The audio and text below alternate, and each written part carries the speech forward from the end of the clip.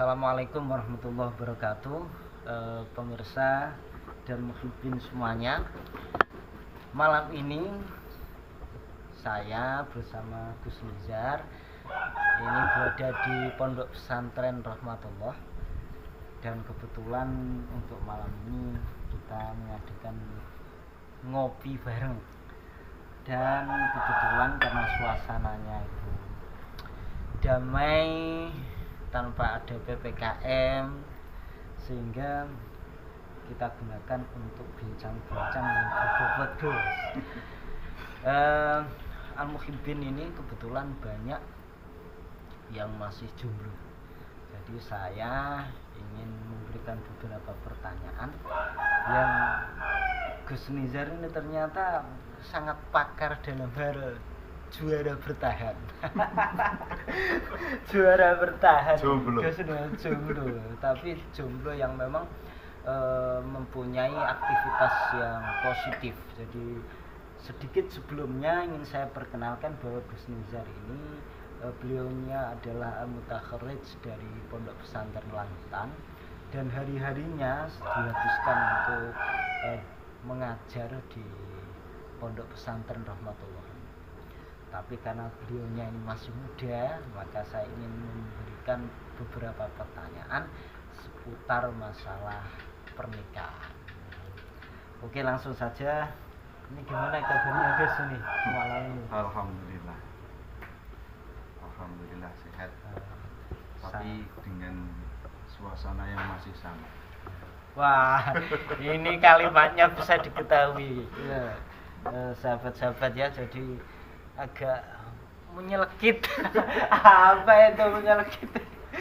Jadi gini Gus, ini langsung saja biar efisien waktunya.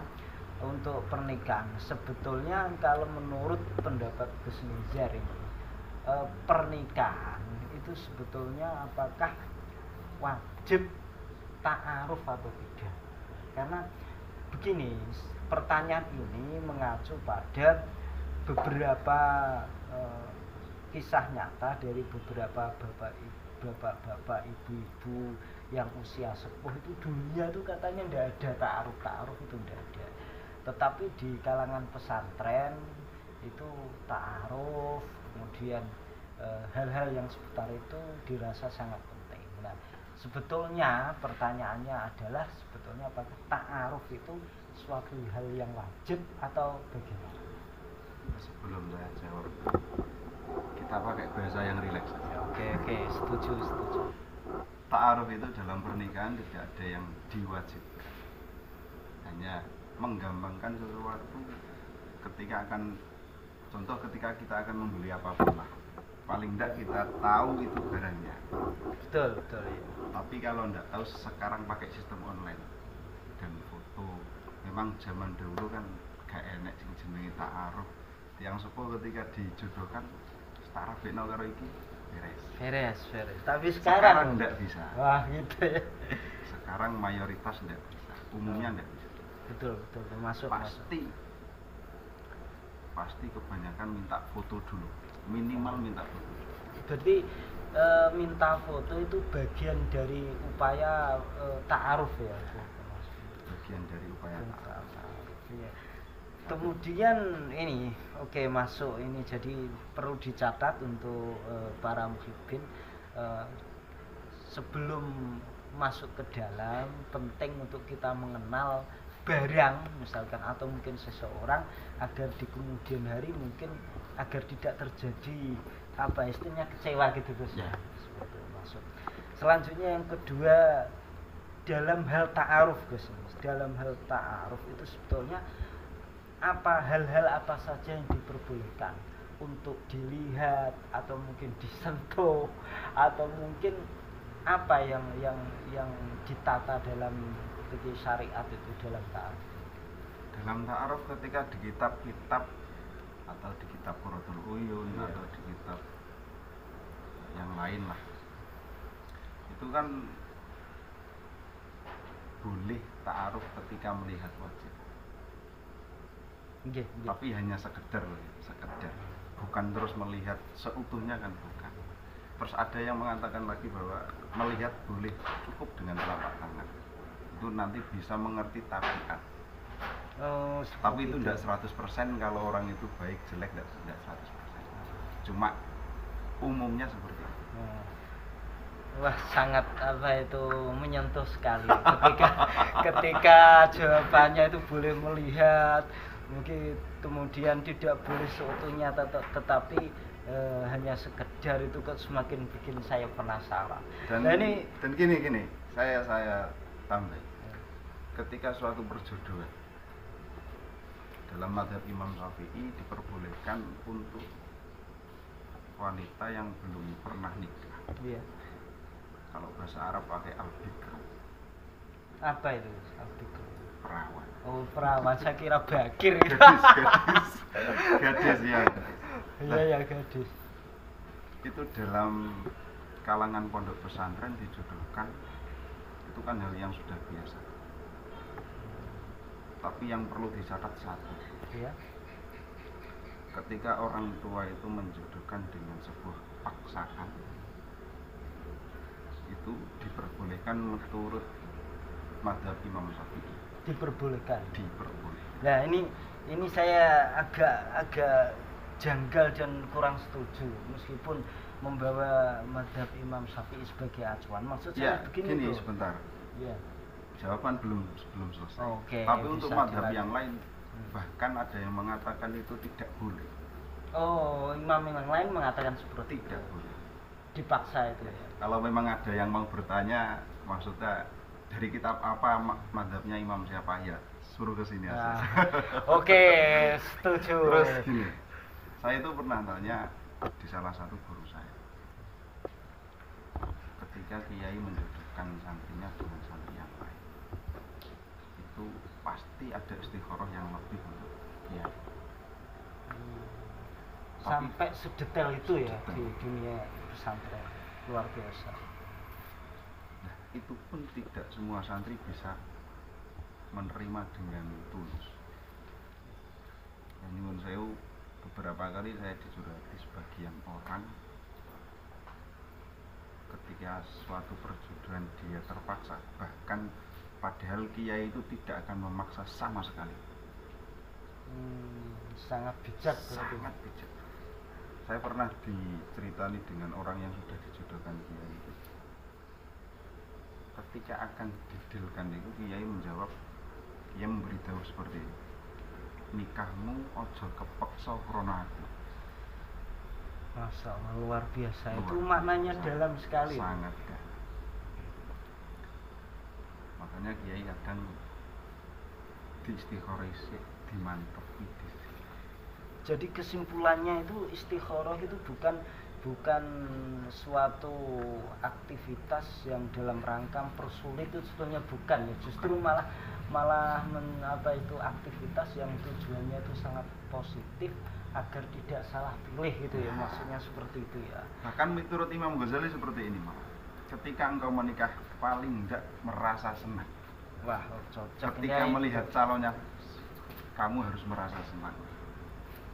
Nah itu Gus, ini juga yang mengganjal di hati saya. Saya itu pernah ditawari ya, istilahnya taaruf lah gitu ya sahabat. Itu ternyata dalam hati itu memang belum bisa 100% senang. Nah, apakah ketika itu saya iakan itu termasuk bentuk pengkhianatan hati? Masya Allah, bahasanya semakin atau gimana itu, prosesnya gimana? Begini, dalam tanda kutip itu sebetulnya apa ya istilahnya itu, yang harus kita terima, yang harus kita nyatakan oke, saya setuju atau tidak, itu ukurannya apa sebetulnya? Ya kemantapan hati. Oh, seperti itu ya. Gini, ukuran kita mantap seneng kan belum bisa 100% ketika melihat. Lah, 0, berapa persen ketika sudah merasa ini senang, dan itu diperbolehkan saja. Cocok. Tapi untuk zaman milenial untuk saat ini, kayaknya dijodohkan itu kok berat. Oke. karena mungkin seiring apa itu perkembangan teknologi dan lain sebagainya itu semakin lebih terbuka lah seperti itu. Luar biasa ini beberapa pertanyaan itu jawabannya itu mengena semuanya. Terus yang terakhir ini seperti ini Gus, ini pertanyaan terakhir.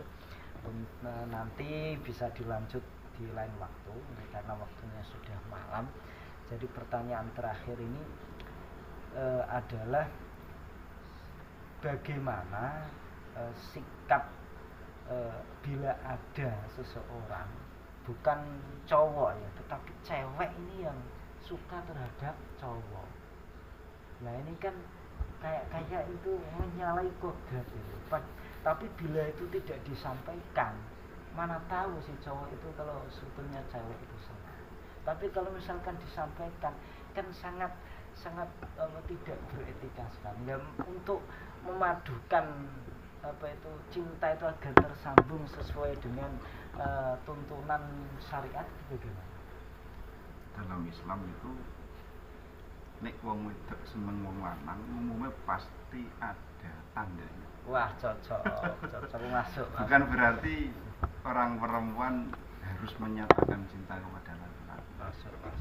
Itu kalau menyatakan cinta ya diperbolehkan saja, tapi gimana ya? Rodok saru. Kelihatannya kok pakar sekali, apakah sudah ada beberapa kategori sama mantan yang sudah tidak terhitung kok sampai bisa mendalam seperti Alhamdulillah sampai itu. saat ini saya tidak punya mantan. Luar biasa. Tapi gini, saya sering dicurhati, ya enggak sering lah, pernah dicurhati sama anak perempuan lah. Dia suka sama laki-laki tapi tidak berani untuk mengungkapkan. Ya betul, saya betulkan itu. Nanti harga diri ini sampean jatuh sebagai wanita. Saya juga setuju.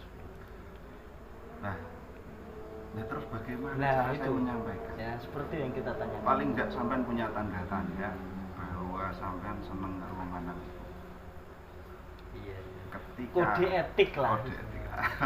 Ketika si laki-laki itu peka dalam hal pikiran dan perasaan, insya Allah bakal diwehi dalan karo pun. Nah itu Gus, untuk zaman sekarang kepekaan itu yang sulit itu. Orang kita sudah menunjukkan tanda-tanda, situ malah tidak ada sinyal sama sekali. Ini yang memang harus perlu dikaji lagi, apakah ini memang betul-betul normal atau bahlul seperti itu. Paling enggak wanita itu pasti punya teman curhat. Betul. Nah itu nanti jadi mediator atau mediatornya yang dicurhati itu jadi alat mediasi untuk Oke, masuk. Oke, masuk. Wah, kalau ngobrol soal pernikahan, cinta dan lain sebagainya ini tidak akan pernah habis ini Gus ceritanya. Ini seandainya besok lain waktu disambung lagi dengan beberapa pertanyaan seputar pernikahan, siap Gus ya ini ya. ya siap. Ini Yang penting rileks. Nah, ditunggu pemirsa ya, rileks sekali, saking rileksnya sampai tidak ada yang dita'arufi. Jadi gini pemirsa, saya simpulkan saja. Jadi mulai obrolan pertama sampai terakhir ini saya simpulkan dari Gus Nizar bahwasanya sebetulnya pertama jangan kita terburu di dalam menyatakan cinta atau memilih suatu pasangan, tapi hendaknya kita harus ta'aruf, harus mengenal lebih dalam mulai dari bibit bobot dan bebetnya, mungkin seperti itu secara makna Jawanya. Kemudian yang kedua, tidak ada istilahnya kata sulit. Bila ada problem seorang cewek kok ternyata suka pada cowok, itu sangat wajar dan bisa dilakukan dengan media, mungkin lewat temannya atau yang lain. Serta dalam hal paksaan itu ada beberapa pendapat. Tadi Gus Nizar menyampaikan bahwasanya ada yang membolehkan memaksa dengan catatan yang dipaksa itu adalah gadis, tidak janda maksudnya. Itu bisa dipaksa. Juga ada yang mengatakan itu tidak diperbolehkan. Intinya adalah bentuk menghargai, seperti itu Gus ya, menghargai dan juga istilahnya dalam beretika itu lebih bijak lah kita sebagai orang tua. Sampai saat ini Alhamdulillah Gus Nijar ini masih jomblo katanya. Jadi mudah-mudahan untuk season kedua ini lebih seru lagi dan sudah mendapatkan pilihan yang nantinya akan dita'aruf kemudian dijadikan sebagai putri kekasih tercinta. Wah, Amin, amin, sangat amin. diupload sekali. Terima kasih, saya Ustadz Fatkur Rahman, Khodim Al-Muhibbin. Sampai ketemu lagi pada season selanjutnya. Dan untuk selanjutnya akan kita kupas yaitu persiapan malam pertama. Wah, sangat seru sekali. Oke, terima kasih. Mudah-mudahan terima kasih Gus telah menemani kita. Mudah-mudahan diberi kesehatan selalu dan Amin, amin. untuk pemirsa mohon doanya juga. Jangan lupa like and sub apa ndak iki senajan aku subscribe lho apa. Mudah-mudahan bermanfaat. Edukasi ini kita nawaitukan untuk sebagai wawasan keilmuan yang secara menyeluruh untuk pribadi yang lebih baik lagi. Apapun kebaikan harus kita mulai dari kita, kalau tidak kita kapan lagi. Assalamualaikum warahmatullahi wabarakatuh.